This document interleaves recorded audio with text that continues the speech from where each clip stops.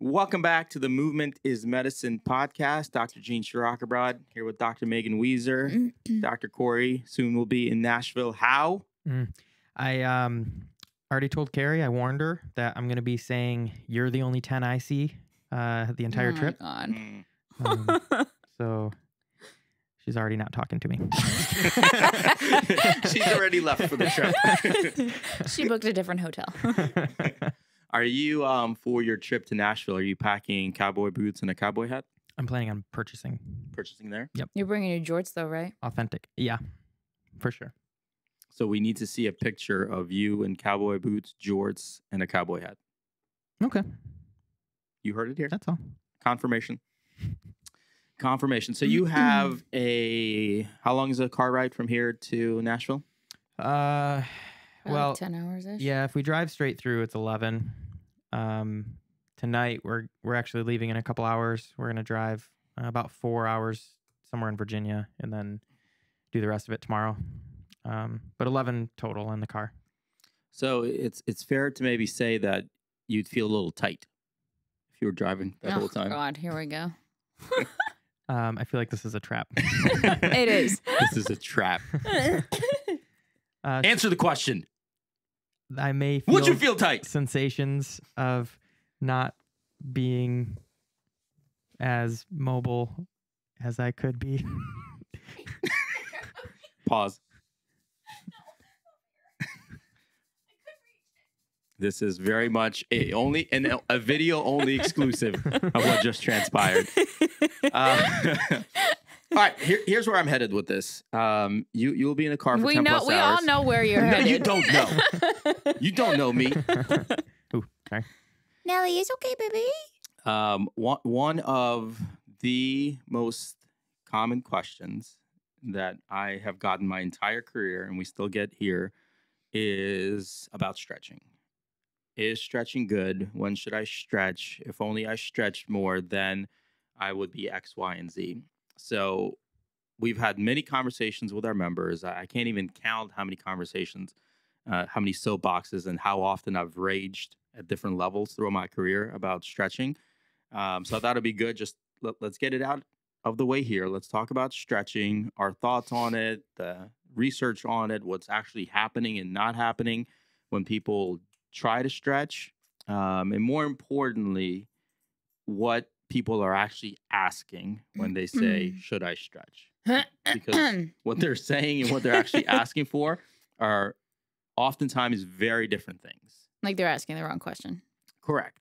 They want a certain outcome that they think stretching will get them, but they're focused in the wrong direction. So first of all, what are your thoughts? You guys can jump in. What are your thoughts on stretching? And then we'll delve into the research and what actually is happening with stretching. Well, stretching isn't necessary for... I made a whole video on this. Y'all should go check out our YouTube channel. Anyway, this was, 2 years ago now, probably? Should I feel strongly about? Mm-hmm. Yeah, I was just going to ask what the segment was called. It was called Should I Feel Strongly About? She feels strongly about a lot of things. I feel strongly about a lot of things. But one of them was on stretching. And so, like, to your point of people asking the wrong question or potentially asking the wrong question, most people feel they need to stretch for like a handful of reasons, whether it be they need to increase flexibility in lieu of reducing risk of injury, or they feel like it's going to prep their body in a warm-up sense or, quote-unquote, cool down their body post-workout, or just to like maintain tissue health. And I don't think stretching is necessary for any of those reasons. Do I still stretch from time to time because it feels good? Yes. I think this falls into one of those like feel good things, but not a necessary thing unless there is an actual mobility issue. Mobility may not even be the right word for that. Flexibility, tissue extensibility issue. Yeah, well, I think that first of all, let's pause there. I think that's a critical I used the word distinction to Gene make. liked. 3 words. Sensibility? 3 words you used. And because they mean 3 different things and they're interchanged quite often. There's flexibility, extensibility, and mobility. Right? Each one means very, very different things of what the tissue is doing, but people feel them very similarly. Oh, it's right out there. Does she have a hangover? Does she not? I know. I haven't had any on call since like Friday. Megan's doing this podcast in sunglasses for those of you just audio listening. My eyeballs hurt. Again, does she have a hangover? Does she not? So flexibility, extensibility, and mobility mean slightly different things, actually very different things. Flexibility is the elongation of tissue. Extensibility is the tissue's ability to extend and to shorten and lengthen. Yeah. And then mobility, this is where I think people get hung up, is the joint's ability to move through space. Yes. And they're not the same things because each one of those tissues are very different. They're made up of different fibers. Right? Mobility is more joint related, which is more. It's really bright. which is. She hasn't said she's not high, or she's not hungover. She Right. hasn't. She's. I am nothing. You're nothing. you are something. You are something to us. Okay. She hates it here.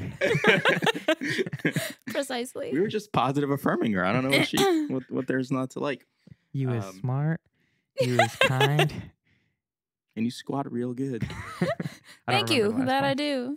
That I do. So extensibility is the joints. You is important. That was the last one. Okay. Flexibility is the muscle tissue, and so is extensibility. Yeah. All right. Continue. That was pretty much my thought. Okay, Corey. My first thought was if it feels good, why not? But there's Mhm. actually two pieces of research that are important for people to hear about, I think. I don't remember the study. I'm bad at remembering, the authors and the dates. Mhm. But there's a cool study where they had two groups test their 1 rep max back squat over the course of time, and the one group got to stretch beforehand, and the opposite group did not stretch. And the stretching group all had significantly lower 1 rep max strength than the people that stretched. It was something along those lines, or they tested it without stretching and tested it with stretching, and it was lower after stretching. So for the people who argue stretching for performance, depending on the performance you're trying to seek, it may not be the case. And actually, it's possible that it might decrease your strength Might be a detriment. output. Yeah. So that's one piece of research. There's another, I guess, less research and more like just an article based. And again, I'm probably going to mess this up, but I think it was like the Russian ballet. They stopped stretching altogether and started strength training. Yeah. Which is really cool. Now, there's a lot of things that go into that. They were, I'm sure, already super flexible to begin with. So maybe in their eyes, they didn't feel the need to stretch anymore, and they saw the benefit of strength training. But you can get vastly increased those three words that we said: extensibility, flexibility, and mobility. Those three words that I don't remember, but you got just by strength training. And grooving in those movement patterns improves all of those things, plus a plethora of other benefits. Well, going along with your research. Sorry, were you done? I didn't mean to cut you off. He is now. Go. I have another more recent piece of research that What I you got? saw. Go. There was a cool study that it was. That's good. Weez, your turn. They took somebody's calf, okay, and they did like really high intensity stretching for an hour straight. That's your calf. Bow, bow, ba, da, da. Like No. 8 to 9 out of 10 RPE or intensity stretching for an hour straight. And there was actually hypertrophy gains over the course of this experiment. I saw that too. That was more recent, right? Yeah, super recent. So long story short, stretching We is don't weird. fucking know. Well, I mean, I will we say know that that's the first time I've seen a study like that. Yeah, but who's going to stretch one muscle for an hour straight at 9 out of 10 Right. intensity? The utility of that is zero. Yeah. There's another meta-analysis that was put out maybe like a year ago now. That said exactly what you had just said prior to going over that study, where like strength training elicits similar range of motion increases as does stretching, but you get so much more bang for your buck by strength training. Like you're getting way more benefits outside of muscle extensibility, tissue extensibility, mobility, flexibility, etc., with strength training versus stretching for forever. So it's like, how are you going to spend your time? So I think there's a lot to break down between what you guys said. So Now First he's of going to all, psychoanalyze us. no, I'm going to go into depth, more detail about the points that you guys brought up, because I think it's important to clarify the distinctions between all those points. And I think this is where people get very confused about what stretching can and cannot do, and does not do. So number one, I think it's important, Corey started to allude to this, is break it down into two categories of performance and what people perceive as injury prevention. Mm-hmm. So injury prevention, first of all, is non-existent. There is no such thing as injury prevention. And this is something we do know unequivocally. We as humans cannot prevent injuries. We can reduce risk with certain instances, but we cannot say with any sort of confidence that if you do this, you will not get injured. It just doesn't happen. So people think that because they feel tight, they should stretch, and then they will feel looser, therefore they will be at less risk for injury. And that is not the case. Again, we cannot prevent that. You might get injured feeling tight, you might get injured feeling loose. It doesn't matter. The second piece that you talked about is performance-wise. So stretching, by every physical indicator, is a cool down, not a warm-up. Mm-hmm. When you do static stretching, again, let's define terms here. When you're sitting in static stretching a muscle for the sake of elongating it, you are cooling down that tissue because you're not moving, right? To the extent that tissues can cool down. Body temperature is still the same, but tissue temperature does change a little bit. So it is not a warm-up in any way. Now, if you call dynamic movements and having a stretch feeling while you're doing dynamic warm-ups, that is not a stretch. That is still just moving. Movement. Correct. That has stretch components, but not tissue stretching. What you're doing is you're triggering what's called Golgi tendon organs. So I was going to say that. Stretch receptors, or feeling of, and you feel that sensation of stretch. But to actually stretch muscle tissue, you have to have what's called creep. And creep is the separation of muscle fibers. And I think that's probably what happened in that hypertrophy study. Yeah. Mm-hmm. So if you hold a muscle tissue without moving it for an hour plus, the fibers start to actually separate because you bypass that Golgi tendon organ, because the tissues are like, oh, we don't have to contract.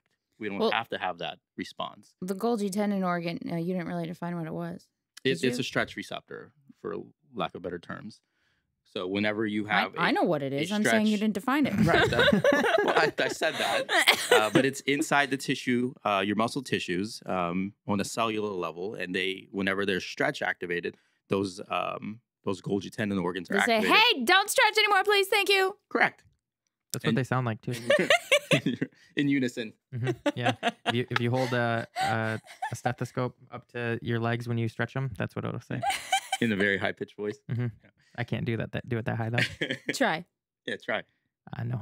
I haven't had enough coffee. I think if you pull his leg hairs as he's trying it, it'll work. I already forgot what you said, so I can't.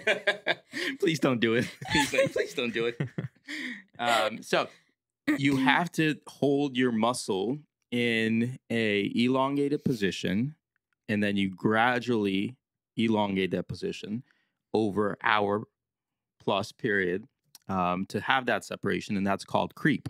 So that will actually change flexibility. So you will actually change the length of those fibers. The kicker is, as soon as you leave, your tissues will go back because they don't stay in that creep position. So if you want flexibility, you have to hold static stretching for hours upon hours upon hours for weeks and months and years to increase flexibility. So if you're holding a stretch position for 15 seconds, you might have short-term feeling of flexibility, but you're not changing the actual tissues. And I think this is where people get hung up, is they will stretch and it feels good and they feel like something happened, and then nothing. It goes right back. So it's a frustrating cycle for a lot of people. Well, I think it's interesting because I feel like stretching is the first thing people go to when like a workout doesn't go well or the performance isn't up to par. Like they're like, oh, I should have stretched before. I'm like, that wouldn't have done shit. Yeah. Yeah. Like what? And of all the variables, you're going to blame the fact that you didn't stretch on why you didn't like that. It doesn't make any sense to me. It doesn't line up. Yeah, their heart rate's at 198, and they're like, "Oh, I should have stretched." I slept for 5 hours last night. Yeah. I have had 50 grams of protein today. Like, well, again, it's what are they actually saying? What they're saying is, I feel tight, Yeah. right? My body does not feel as optimized as it should be. I think this is where it comes down to. nervous system. Correct. And that this is why strength training, the other point you guys made, this is from a performance and movement quality standpoint. This is why strength training is such a good overall kind of shotgun approach for benefits. It's because you have nervous system, neurophysiological, and load joint tissue adaptations.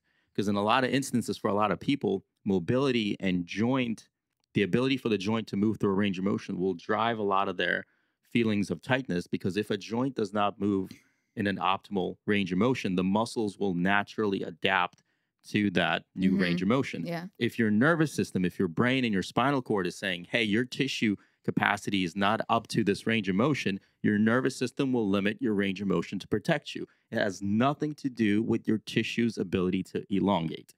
Nothing. So if you prep your nervous system, if you load your tissues and you give them the range of motion to move through and train that capability and capacity, then strength training shows that you can have better overall range of motion. And that's what people are actually after. And then they feel better doing it.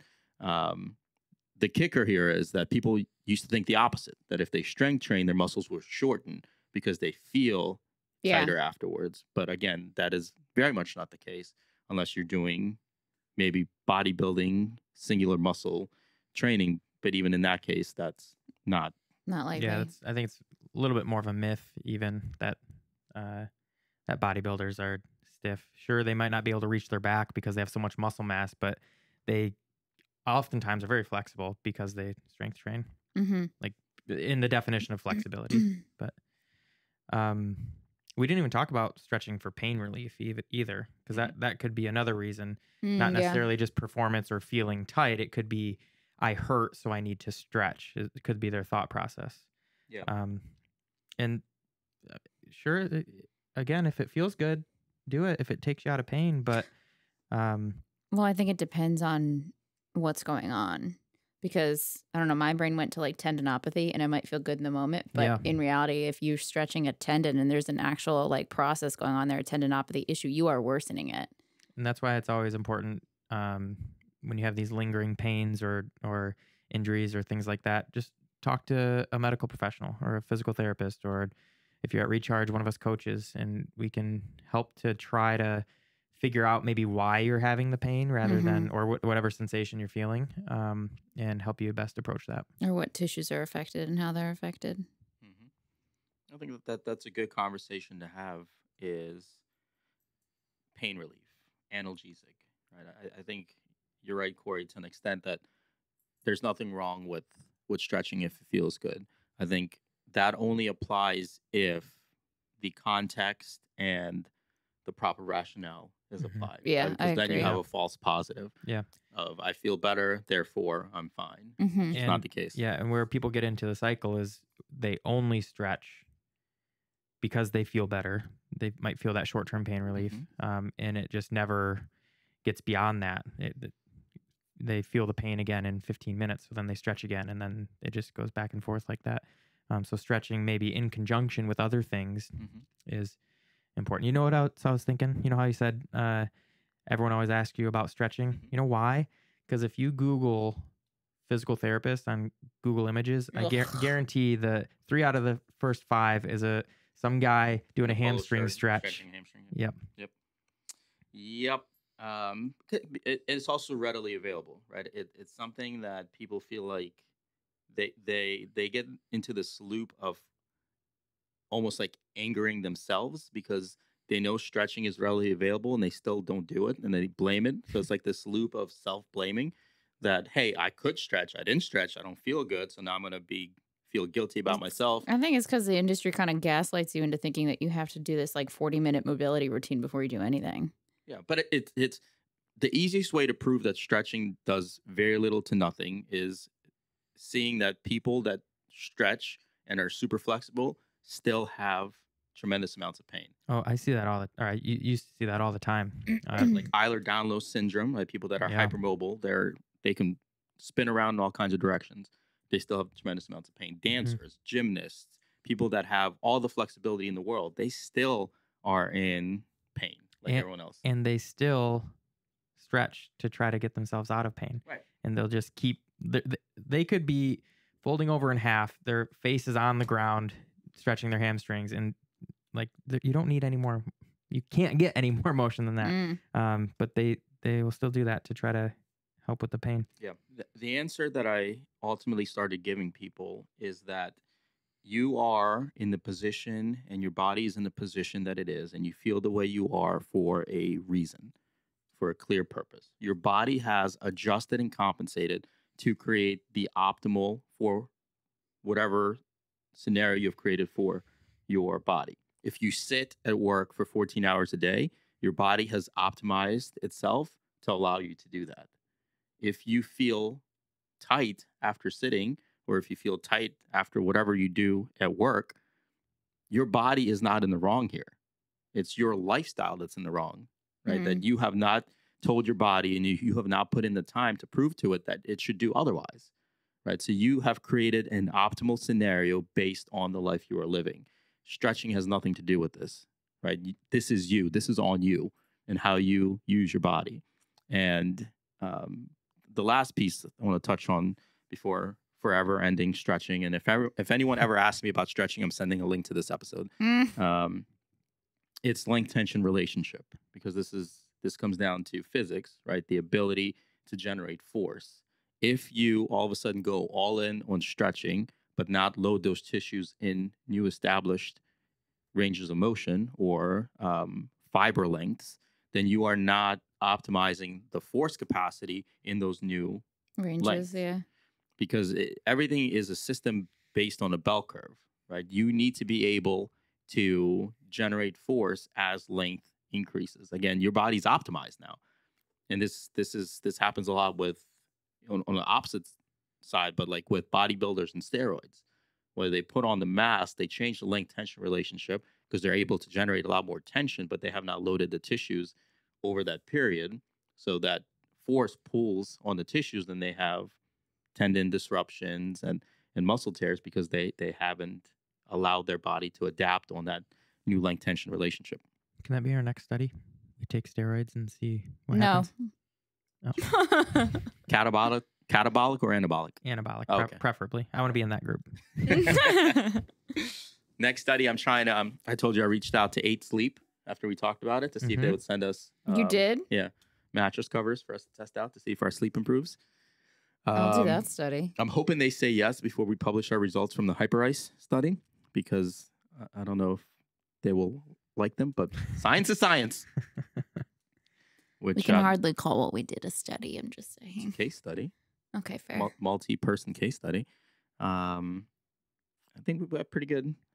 Sydney, shout out, did a really good data analysis for us. So that will probably go out before this episode. So it will already be in the wild. So you could head over to our YouTube channel if you're interested how the HyperIce study went with leg compression versus massage gun versus active cool down versus control group.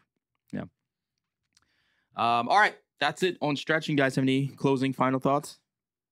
I'm going to just go stretch for a little bit. Yeah. I think it's something that, kind of like what Corey opened with, we can close with it too. If it feels good, sans any actual like pain points, go for it. Yeah. But it's not necessary, and it's not going to adjust your performance, make or break your performance or your soreness. Right. It will not improve performance. It will not change your injuries. It won't even change flexibility. Correct. If it feels good and that's the reason you're doing it for analgesic reasons, go for it. Just don't have a false pretense of what it is doing. And ultimately, if you're spending 10 or 15 minutes, the question becomes, is that the best 10 or 15 minutes that you can do for your time? Is that the best use of your time? Right. All right, that's it. Let us know what you think. Do you stretch? Do you get hung up on stretching? Do you get frustrated with yourself? Do you feel tight and feel like that you need to stretch? Let us know. Leave us a comment. in the video. Leave us a comment. If you're listening audio version on Apple Podcast or Spotify or Audible, wherever you're listening, we'd love to hear your thoughts on stretching. People get very passionate for some reason about stretching. So if your feelings were hurt, go ahead and stretch those out, and you'll be fine. So we'll catch you again on the next episode of Movement is Medicine podcast from Recharge. Thanks for listening.